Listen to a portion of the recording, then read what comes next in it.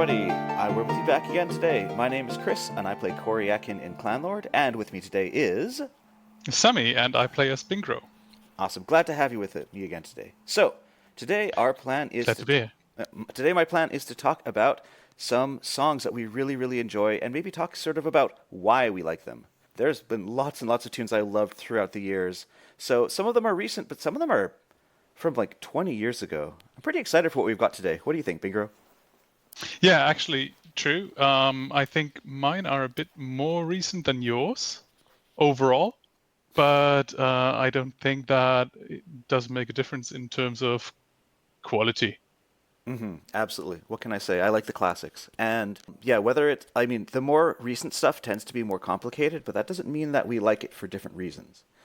All right, so I've got True. just a couple things to say before we get into our tunes, and it's about how we appreciate music, because this is designed for people who are bards, but also we want this podcast to be accessible to people who are pretty new to thinking about music on a more serious level. So let me just introduce some things to you. And if you've heard me talk about this a million times before, just bear with me or, skip 5 minutes ahead, whatever you want to do.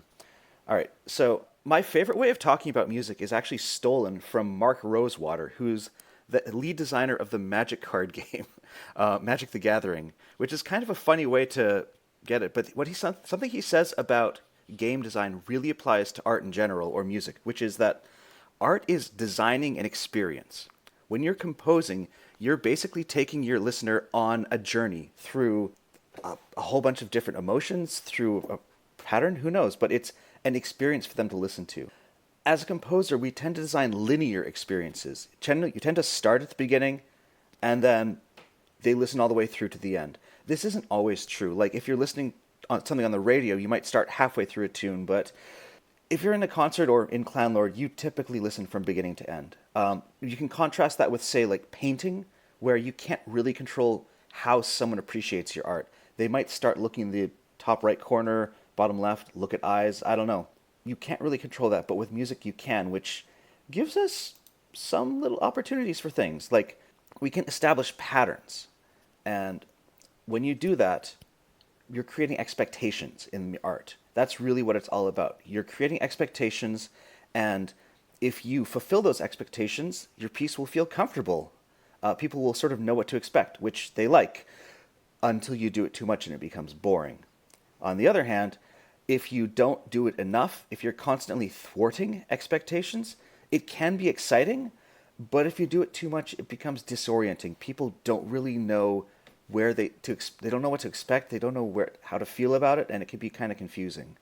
So a lot of times, the best pieces do a combination of those. They'll establish patterns and repeat them enough that you sort of feel comfortable, but then they'll change things up so that you don't get too comfortable and get bored. And then, of course, at the end, oftentimes those sort of patterns or expectations will come back to give a sense of sort of completion, like a song has come to a nice conclusion.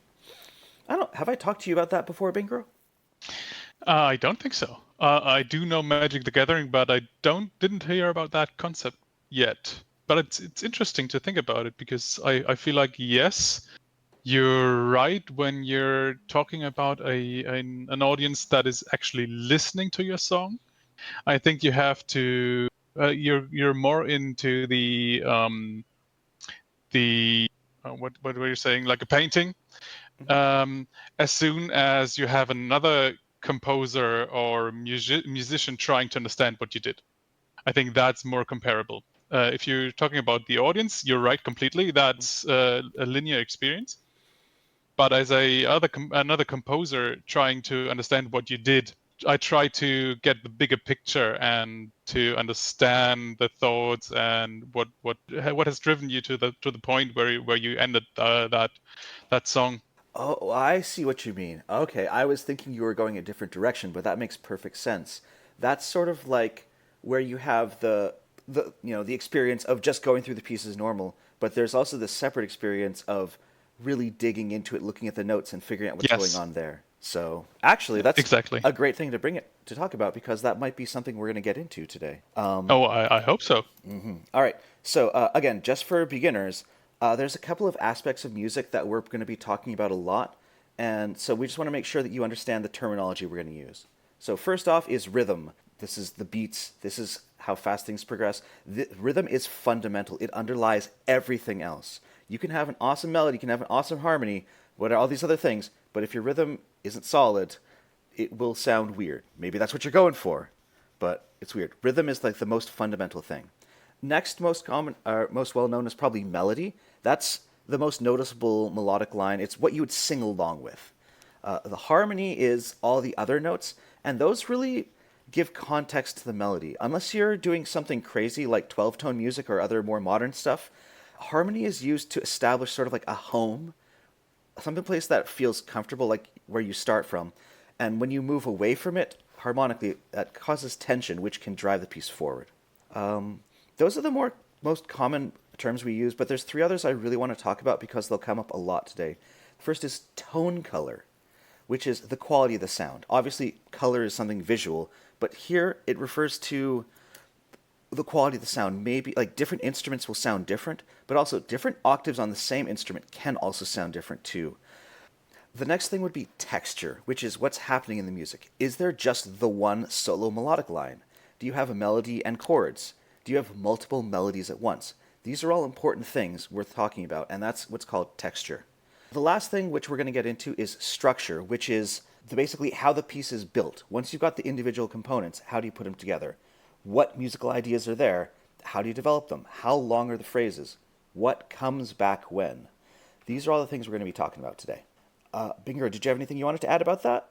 Yes, all those things you just talked about, if you put them together, in the best case, you create an emotion for the listener, for the audience. And that is also an aspect of music which is a bit more general.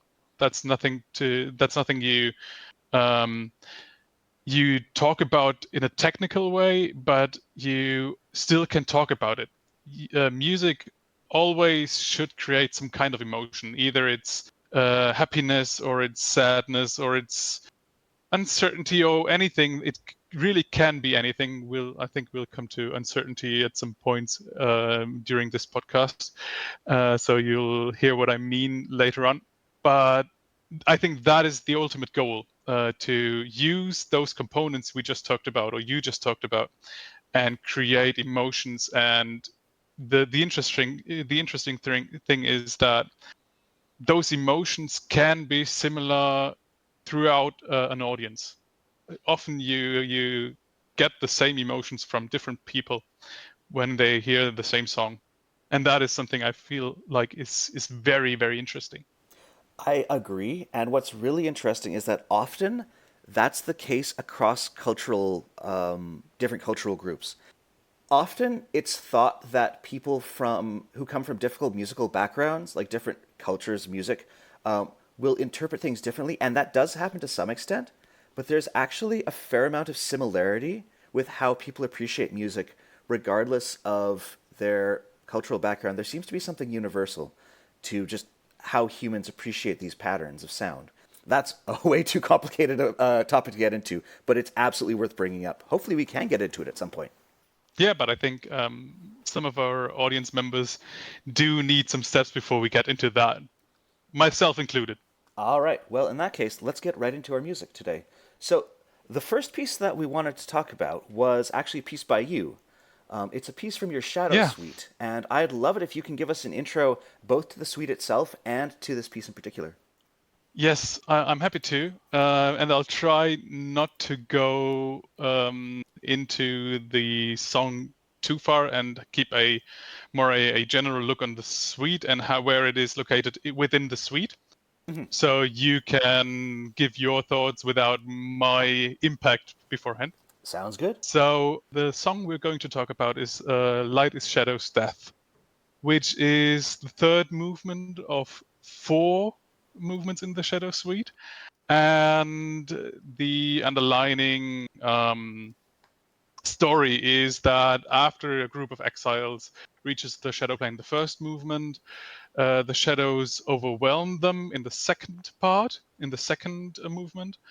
And now we're going to a fight between light and shadow, fight for survival, just between those two opposites. And that is what I try to do within this third movement. We can talk about the fourth at another time, but I think that's a bit, that's where it is located within the suite. Well, what I think would be great is let's talk about the fourth movement after we talk about the ending. All right, shall we listen to Okay, it? yeah, sure. Here we go.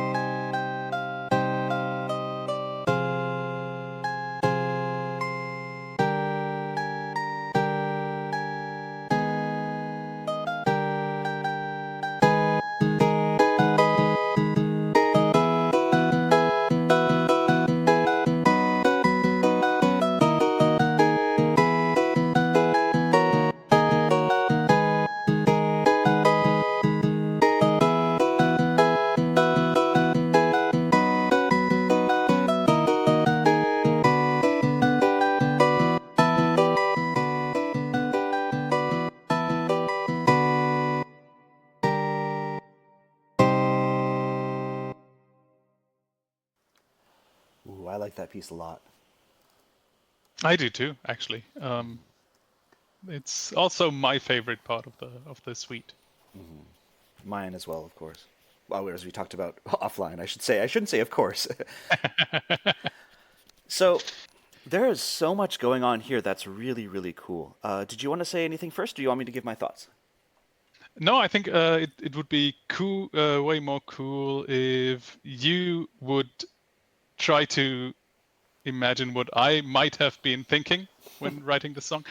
I did have some thoughts, but maybe you think I'm more clever than I am, or maybe I am more clever than you think, and it'll be cool to find out.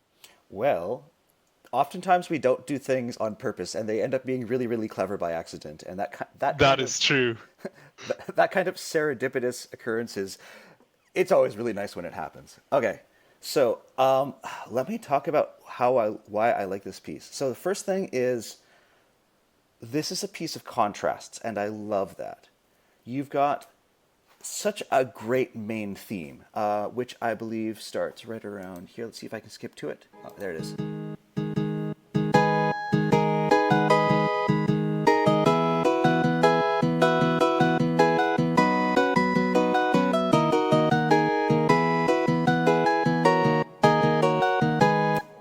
That is just really iconic as a core phrase, as a core theme. That's really, really good. The rhythm is very, very solid and engaging. The melody is really clear with some very interesting twists and turns that might not be what someone would expect, but work really, really well. But what's great is you don't start there. You make us wait for it. You start with something so different. You start with, it's almost like a mournful cry of one exile. So if you're imagining what I'm thinking, here's what I'm thinking. I don't know about you, but I have died in the shadow plane all by myself and been lost. Sitting there Yeah. fallen, being like, oh no, I'm stuck. Thinking everyone else has fallen until the rescue party arrives. And that first part, the sort of mournful theme, which I'll play again, that is so it's so singable. It's like something. It's like a lament you would sing. The next phrase seems to have very little to do with that one.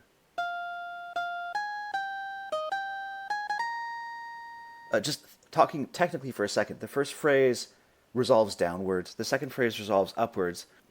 You're still in the same key, although you resolve upwards. You're in the key of C minor, but you never actually use the B natural to make that sort of like proper dominant chord, which I think works really, really well. And listening to that, if I heard just that much, I'd expect that first melody to come back again, or that first phrase to come back and be repeated. But no, you go somewhere else entirely again.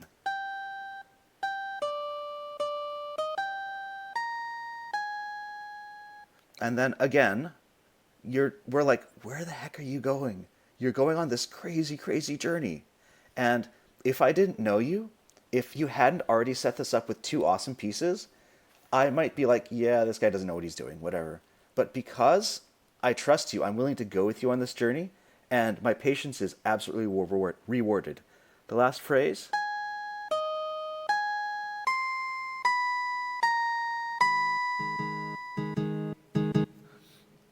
It's so crazy to me that you start on C minor and then you end Yes, in A flat minor. It's a that's modulation correct. that is not expected but so effective. And then you establish the rhythmic pattern. You go right into that. Lots and lots of cool stuff going on here. Did you have anything you wanted to say, or shall I keep going? No, actually, that is you stumbled across something that is something that's really going on within the whole suite. We would have to dive into every single piece to really make this clear and really go into more detail, but just so everybody knows what's going on, in my mind, there were two opposite parties, which are represented in my head by two different keys. One is shadow, one is light. And light for me was always throughout the suite C minor, because that is the key I write almost every song in. And the opposite is the shadow. The shadow, and my shadow key is, as you correctly said, A flat minor. Why? Because A flat minor has the most flats we can have within our Clanlord notation. I can't get any lower than those. I think it's seven Yep, seven flats. flats. I don't get more flats than that, and that is the lowest point you can get.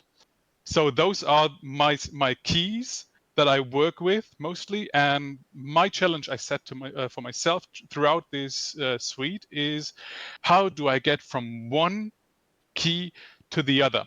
Oh, can I jump in there And for just a second? yeah, sure. Sorry, just because we were talking about tone color earlier. We oftentimes people think that you can transpose things to every key, but they do sound different. The more flats you have in a key, it will sound darker. So that's one of the reasons that Bingro made this choice. Sorry, carry on, carry on. Yes. I think if you're interested in that, there is a composer, Hector Berlioz, who has those characteristics lined out and explained what he thinks resembles which key exactly. So if you'd like to look that up, that's Hector, like Hector, Berlioz with a Z at the end. And there is, and that is mainly what I'm doing throughout those pieces, especially in the one we're talking about now. This is really the fight between A flat minor and C minor, and that's going back and forth all the time. And in the end, we're going to end there anyway. We end on a C minor chord, and the light is winning over the C minor is winning over the A flat minor, and the light is winning over the shadows. So that is the idea behind this piece in general. Oh, that's really cool. I actually didn't realize that interpretation. That's super neat. That explains a lot about what happens later in this piece. Then. Yeah, I thought maybe that is some context. And another thing, you were talking about the mournful thing in the beginning, the lamento kind of thing. I have a different interpretation, because the first three songs are connected to each other. They end similar to the next, how the next one starts. and the one before, the Shadows Overwhelming, ends on a single note, because and the one we're talking about now, the Light is Shadow's Death, is starting on a single note. And I picture that we're in C minor, which is the light key. Mm-hmm. It is quiet, it is weak, and then it tries to get stronger by when the melody goes into the progresses, but then gets overwhelmed again by those by this E flat and A flat that's coming with a rhythm that leads into the first chorus mainly. So that is the storyline within this first melody. Mm-hmm. That's really, really cool. Do you understand what I was trying to Yes. say? Yes, I understand now. So continuing on, you repeat that theme again to sort of establish the pattern of what to expect from the piece, but then you don't let it finish. You change it to resolve to somewhere else. I love this transition here. Let me play it for you. I believe this is.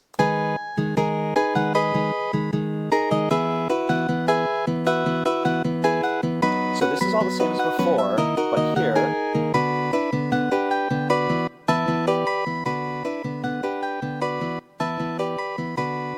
sorry, just as a quick aside, I love the way that you keep the highest note, the melody note the same, but change the chord under it. That's a trick I use all the time. It works super, super well.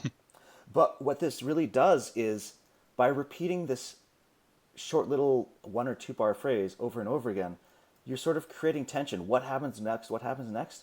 And you lead to a section that's very, very different in terms of texture. You break it down to just block chords with melody. So let's see if I can get to just this part.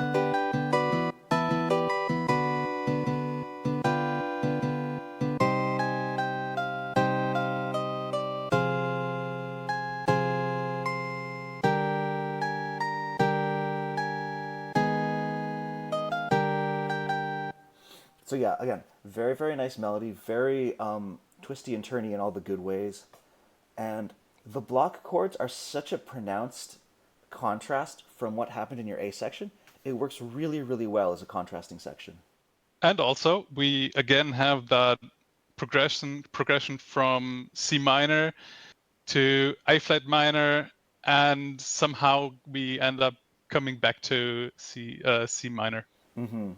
So let's see, you use C minor, you use F minor, then you switch to G minor, and then you get to the A flat minor. Yep, that's interesting. I like that way of telling the story.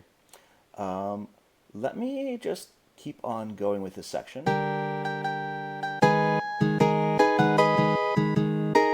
So then we go back to the A section again, which is really, really cool. Yeah. And then it progresses as expected. And then, well, you've already given us the story, but now that I'm looking at the notes, we're at the ending here. Let's see if I can find exactly where this section starts. Right here. Here's the very last A section.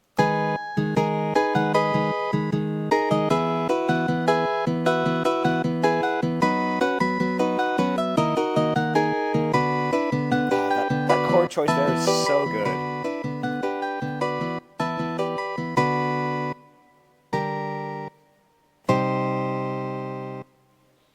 And that ending feels almost too short. Like it wants to go on to somewhere else, which is good because you've got another section following it. It works really well.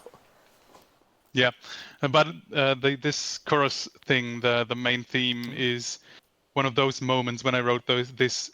I couldn't let this go. This was something I put brackets around it and put an 8 behind that, and I listened to it for I think half an hour because I really, really liked all of the components that were going on in there, the rhythm, the melody, and that's something you don't have this often It's true. When you as a come up with composer. something that really feels like all the individual components are all pushing towards the same thing, it's really, really special. So. Yeah. Last time I said there's no perfect music for me. This is pretty close to what I would say is perfect. Mm-hmm. But it's not, of course, but it is coming as close as I can get. Absolutely. And I have I have a catchphrase I tell all of my composition, or I guess my students at school, which is perfect is the opposite of done. So nothing is Yeah, ever perfect. But you know what? This is pretty damn close. All right, yeah, I love it as well. let's see. We've been talking about it for about 15 minutes or so. Shall we move on to another piece, or anything else you want to say about it? No, I think I'm good. Let me check my notes. I think that's more or less, yeah, Yeah. that's what I wanted to say. Yeah, the big thing is just I really love your use of contrast in this piece. It works so well. Plus, it's just such a catchy rhythm. All right, Hmm. let's talk about one of my pieces then, shall we? Yes, that's actually one of my favorites of yours.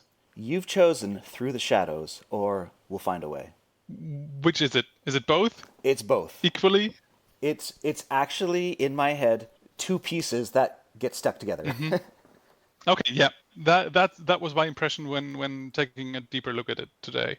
There are two main ideas you work with, and I think they fit together pretty well.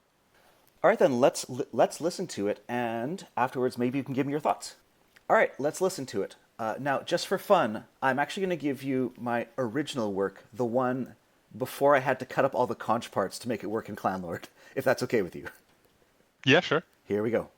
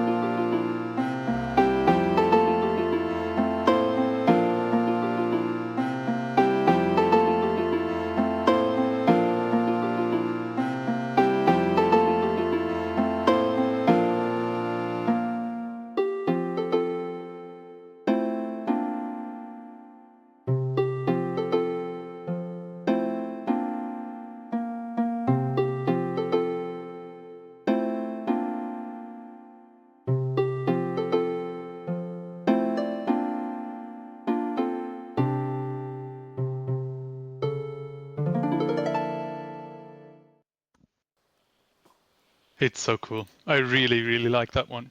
It does sound simple, but now that I've looked into at least a bit of it, it really isn't. There's a lot going on in there. Yeah, Yeah. as anyone who's tried writing music for Clanlord knows, there's you're quite limited in terms of what you can accomplish just based on the way the format of the notes works. But with some careful consideration, you can get a lot done, and I really pushed myself to do as much as I could here. Yeah. I don't know if everything that I saw was intentional, Well, let me but if so, holy yeah.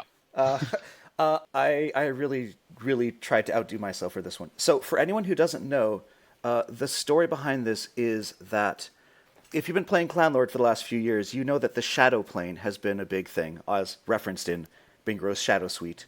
And during the last, what would it be? Yeah, during the last few years, at one point when we went to Shadow Spring Citadel, the Shadows reached out and touched Coriakin's harp. And I thought, oh, that sounds like an interesting role playing prompt.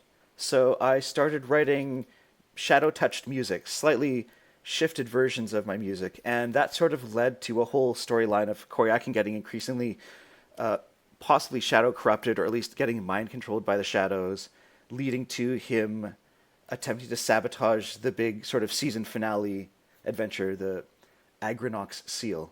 And since he attempted to stop it and stabbed Fanon, he felt like he needed to atone for his wrongdoing. What can I say? I love a good redemption arc storyline. And what Fanon asked was for Coriakin to write a piece of music as part of his penance. And this is what I came up with. So the general idea was, well, exactly as said in the title, moving from through the shadows to finding a place of home. So that's what I want to say about it. I want to hear what you have to say about it. Yeah, I really felt like it's been a while since I really dove into a piece harmonically and really, really try to get to the core of it. So I couldn't do the whole piece because it's way too long and there's way too much going on there. But at least at the beginning, I did find some very, very interesting things that I tried to make accessible for any audience members that would like to follow us on this journey, because it is a journey. I would like to ask you if you could maybe give us some keyboard context. So when I talk about something, could you, if you please could play a few notes, the chords that I'm talking about, so everybody maybe can get some understanding what I'm trying to say. Absolutely. I hope this doesn't get too technical. And if I'm wrong somewhere, as I said, it's been a while. So if you feel like I'm going into the wrong direction, or if I maybe misinterpreted something, just All good. All good. step in and try to. We want things to be correct here. Okay. Yeah, you start pretty much in F minor, and you establish that for quite a while. But it is still, because we have the F, that is the root of the key, and you play with one of the conches, you play an E at the same time, so we have a dissonance there already. So those notes don't sound very nice together. Yeah. So And just a give second. us So Bingro's talking yeah. about. Oh, hang on. That sounds like a harp. Let's try this instead. And that's the dissonance right there that he's talking about. Yes, they don't sound too nice together. And then you move a bit, and I think the first really interesting thing happens when you start with the harp and the first theme, that dum da da da dum dum, because you have you keep your F minor, but you add a D flat.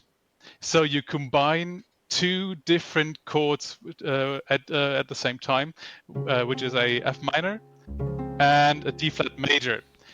So in my mind, this is already some kind of foreshadowing, Yes. to the find a way part, because you still have that major chord, even though it is working. Of the D flat is a seventh to the C. Mm-hmm. So you have already combined two things. You have combined two chords, and at the same time, it is unstable but hopeful. That's the feeling I get, and that's what I think when I look at this first part. Maybe you could play the F minor and then add the D flat to it, so people can hear where the difference is. All right, let's see if I can do this.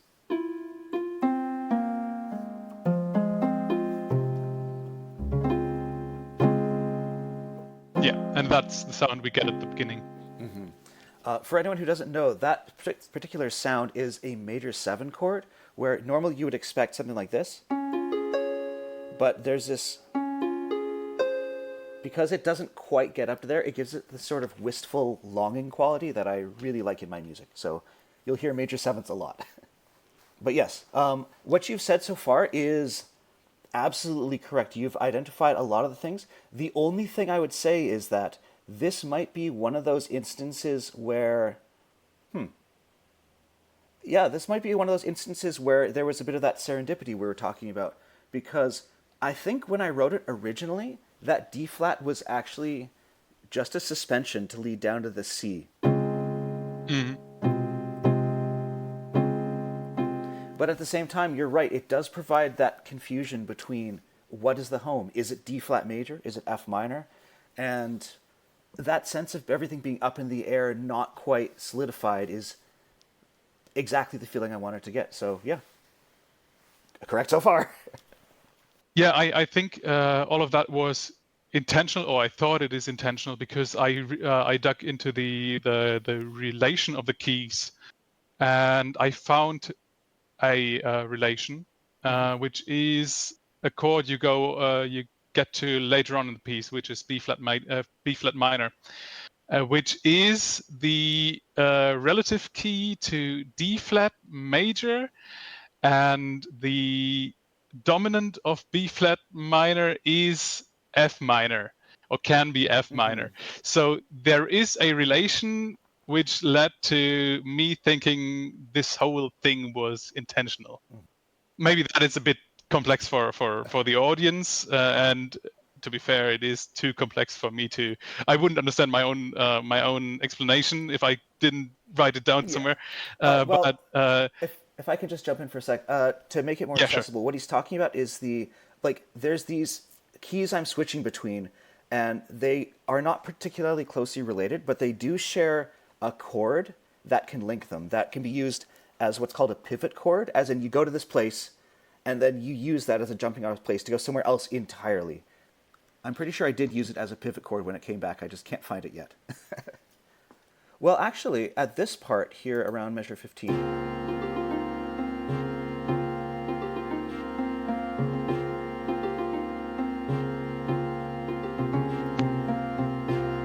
yeah, what happened there was Yeah. we actually went, yeah, that was, it sounds almost suspended at the top because there's this at the top, but the fact that the low note is playing that low D flat means that it is, that's actually, again, this crunchy uncertainty. Is it? Or is it? I don't know. It could be both, but that's the point. Yeah, and you go on with this, keeping the listener guessing where you go next, because the very next part is where I think it's from measure 28, just for your orientation. Yep. That was where you have a chord which only consists of F and D flat, but you don't give us any context. You don't say if this is the third and fifth, or if it is the root and third. So it could be two. It could be one of two things. Either you add the A flat for a D flat major chord, or you add a B flat for a B flat minor chord. So he's talking about this area. Let's see if I can back up a little bit. just before. That one right there, it's this sound.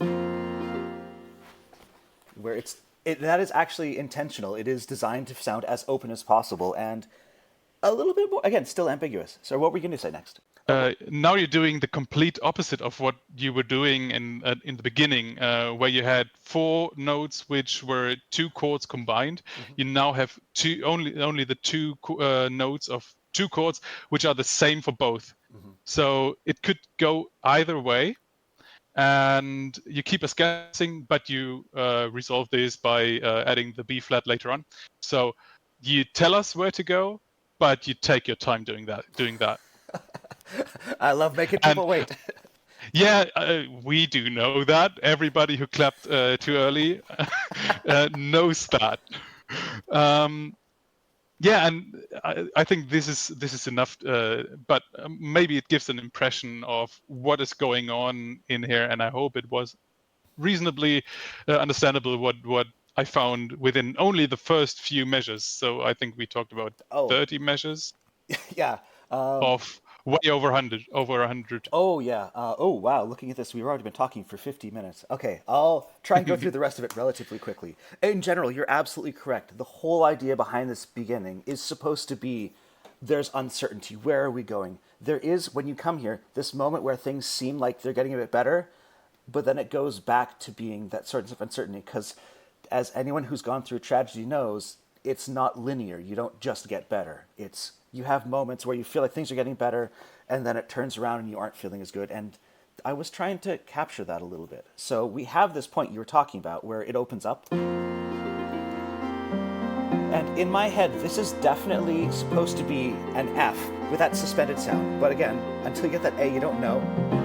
And then we get to that, again, another really, really confusing chord.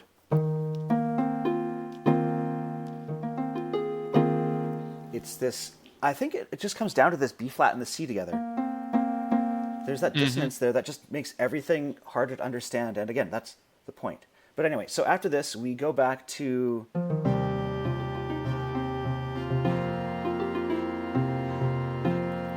F major, and then we go down to D flat minor, or B flat minor, the key chord you were talking about before. And then this is my favorite moment in the whole piece coming up right up here. After all that uncertainty, you end up in A minor, if I'm correct. Actually, it's F major. We finally get to F major. F minor? Yeah, it's F, B flat. There's still that B flat in the C, but with the harp chord there as well. The harp. No, actually. I thought it's... Oh, yeah, you have a B flat over there. There's still a B flat, but the B flat's a suspended part. If the B flat is... it's not supposed to... It's supposed to be confusing, which it did. So anyway, let's see if we can go into that one more time. It's just like the sun coming up after being in the shadows for so long. Yeah. And then, talking about tone color, we have that harp part, which then gets repeated, but now it's in thirds. So instead of just...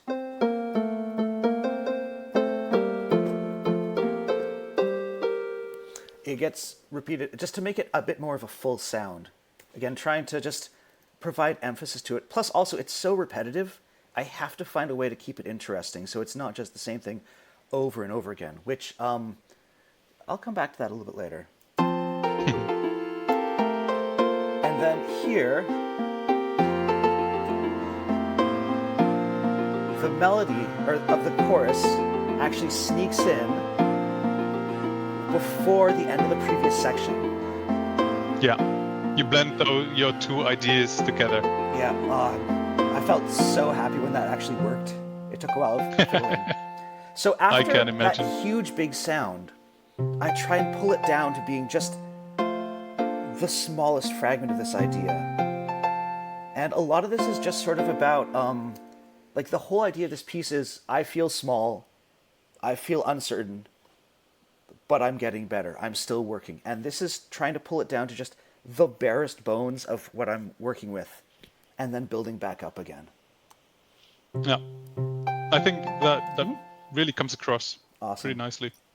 And originally this piece didn't have lyrics, which might be a surprise to a lot of people. But the lyrics were added in only about 2/3 of the way through composition.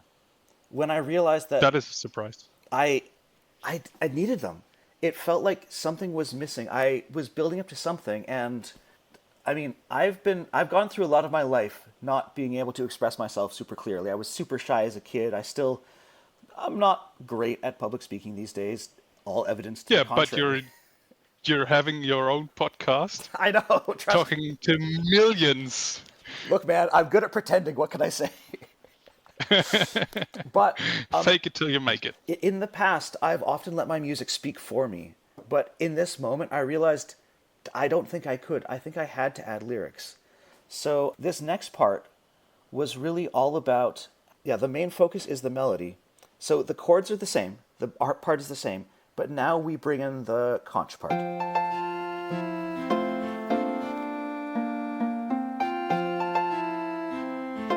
And again, this is designed to be very, very simple. I want people to be able to sing along the first time they hear it. Again, it's one of those accessibility, ways to make a piece really memorable. If you want people to remember something, you got to repeat it a lot of times. So the question was, how can I excuse repeating something a million times? Step one is to have have the lyrics be very, very heartfelt, and the lyrics can keep the melody interesting. But also, every time it comes back, it's a little bit different, especially during the second, I guess you'd call it a verse. I'd like to add something. I think you also have an interesting choice of instrument here, because I would never have thought that the conch would be a fitting instrument for this part especially. For me, the conch is more like the dark, shadowy sound that maybe I think Ayala was it in her ethereal battle. That is what I associate with the conch. And now hearing it in this hopeful part that is going to be the redemption for somebody who has been struggling. That is a very interesting choice, and it works really, really nicely. Thank you very much. I chose it based on practical considerations, but I really, really like the way it worked out. So, and I love that because I use it at the top, when the conch comes in at the bottom, it feels like it's adding so much to what was previously so simple. So here's the second half of the first go through.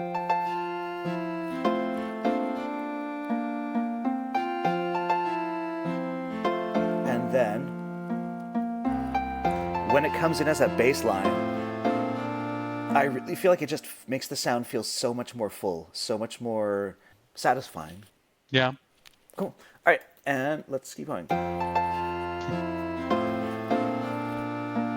And again, this is only the first time through the verse, so I tried not to get too fancy, keep it fairly straightforward. And again, the melody is exactly the same. So the only thing that makes it interesting still is either the lyrics or the fact that it has this bass line in there. But the fact that it does have this bass line really adds to it. And then... Yeah, but I think it would work anyway because there was a lot going on before. And now there's one small moment of relaxing, having something to focus on, just calming down. And I think that is in itself all right. It would work without too much, without the bass line or anything new. It would work just by itself. Mm-hmm. For me, it would. Yep. And to use the buzzwords for a second, this is all texture we're talking about. We went from a very dense texture, lots of notes, crunchy, dissonant conch chords and a harp repeated part, to just some very basic harp chords and a single melody. Then we start to build up the texture, bringing in the bass line. And then when we finally get to the chorus again, we have a nice full texture again. So here is the chorus. Here it is.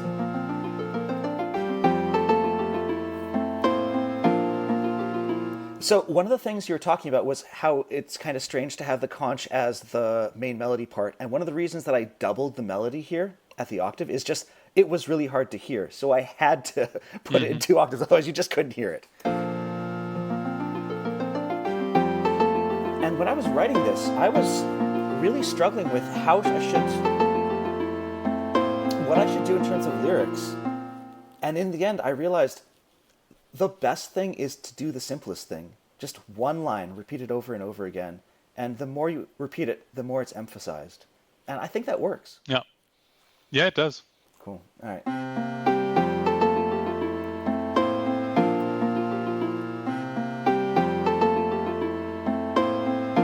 Now, that part is basically exactly the same the whole way through, and that's mainly due to note considerations. We're just running low on space in Clanlord, so tried to make it as simple as possible while still working.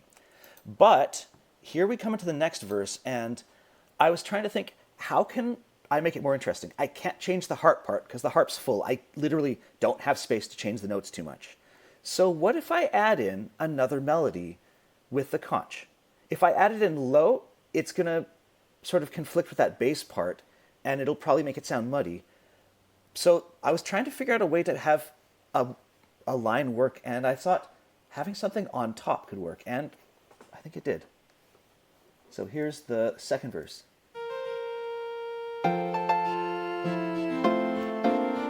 And again, going back to confusion, when you first hear that really high conch part, you're like, oh, is that the melody? But that eventually you don't, so here. No, it's not. I know.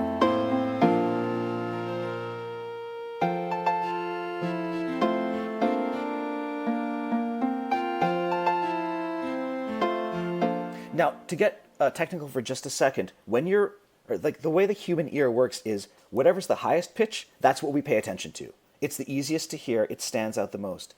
So I was trying to think, how can I have this high melody not be the melody? And the answer is, make it super simple. Just really, really long notes, sustain them, don't change too much. So the main line is familiar, but also it moves more, so it sticks out. Also, you kept the melody for the lyrics the same. Mm-hmm. So everybody knew that this is still going on. This is the same that's happening all the time. And the other thing is just something on top, just adding something. Exactly. And then when that melody ends or holds a note, that's when I can have the top line make some more notes. All right, here we go.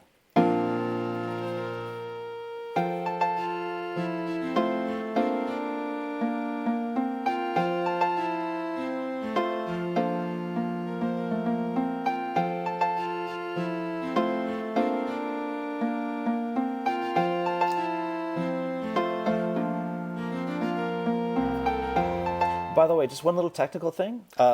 Again, the way human ear works, we hear things happening by themselves more obviously. So if you have a line coming in that you want to draw attention to, see if you can start at a few notes before everything else, just so that it sneaks in there. So that little...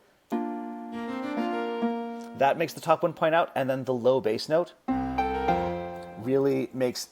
that's one of the ways that I draw attention to these other things coming in. All right, carrying on.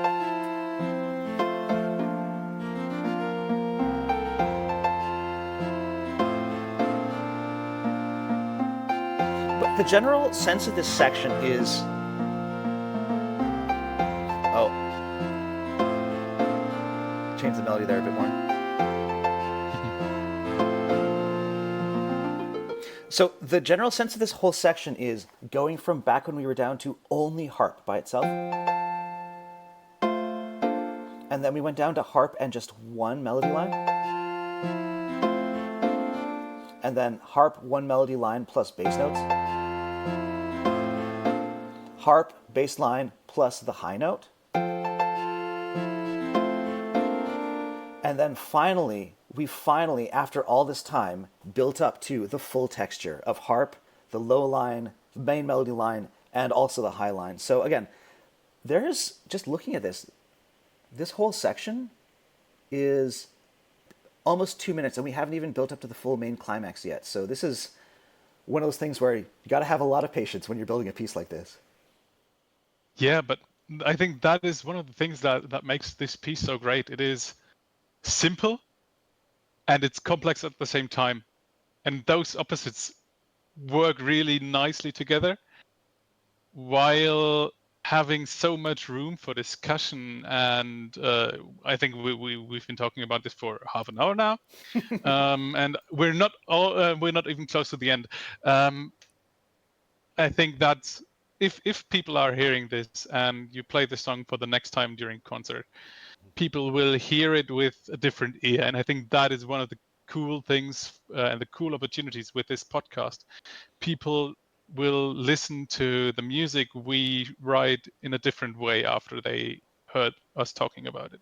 Can I talk about one more thing before we move away from it? I know that we're Of almost over course. time, but so one thing that most people won't be aware of is that this actually isn't the origin of this piece. That's not the real story of this piece. This piece actually started in 2012 and was written as background music for a theater show.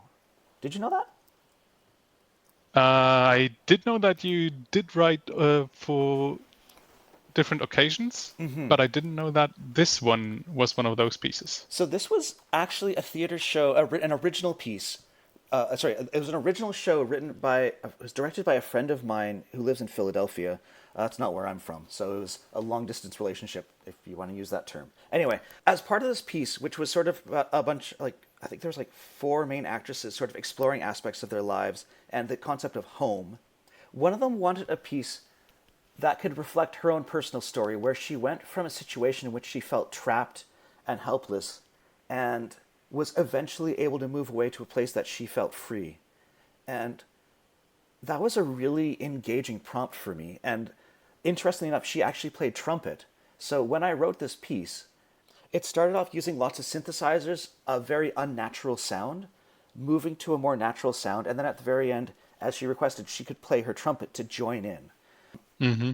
You'll notice the story of this is very similar to the story of what happened to Coriakin, which is why I chose this piece. But take a listen to this one, and you'll realize that it's cool in its own way, but it feels like it's lacking something. And when I originally wrote it, it felt fine. It's only after I spent some more time with it that I realized what it needed to really get it that last way. So anyway, here's the original one. It's a little bit long, so I may not play the whole thing, but just as you listen to it, you'll notice some similarities.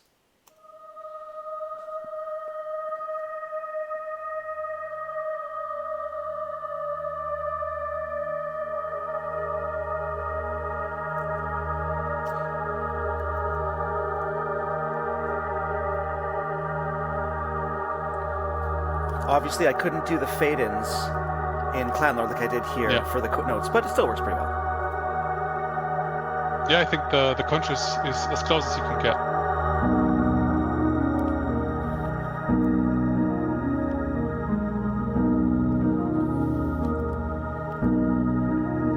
And it's a bit slower, isn't it? Yes, it is a little bit slower.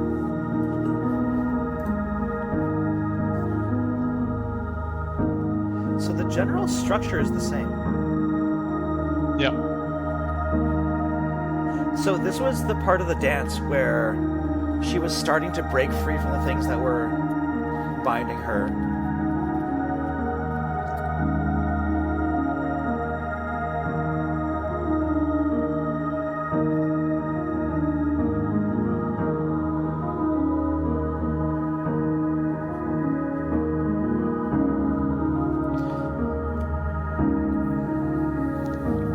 Now, coming up is the part where the sun opens up in the Clanlord version, but take a listen to what happens here.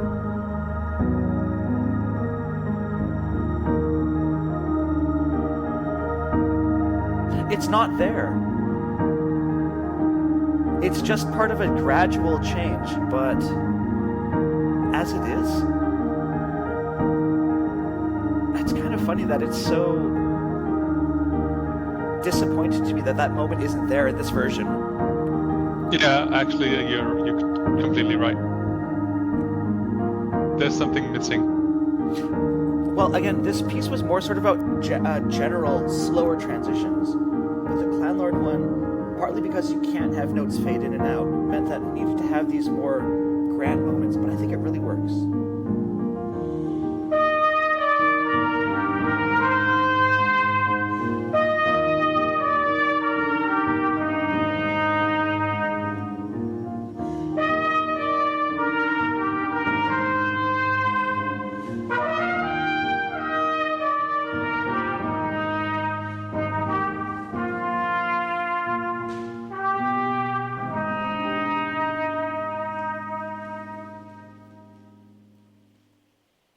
So I still think that's quite a good composition, but it's definitely designed as background music. It's designed to be something that's heard while there's something else you're focusing on, which in this case was a dance, a movement piece.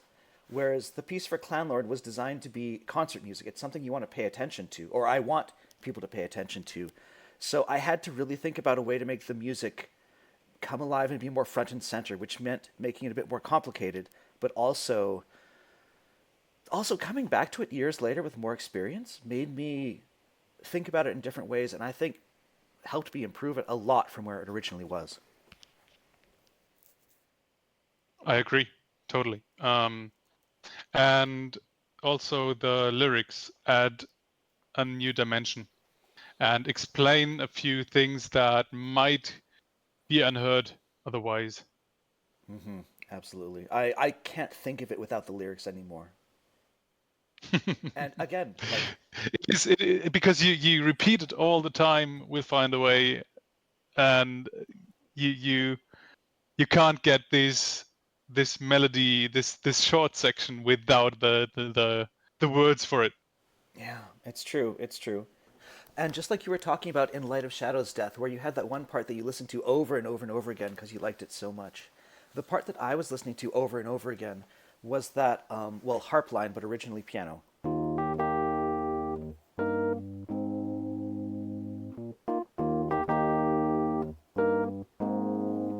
I just couldn't get that out of my head for years and years and years. Mm-hmm. And when I found the lyrics to it, it was really satisfying. I can imagine. Awesome. Well, we've been talking about these pieces for more than an hour now. So I think we had a lot of other pieces we were going to talk about, but we did a deep dive into these two. I really enjoyed that. Yeah, I did too.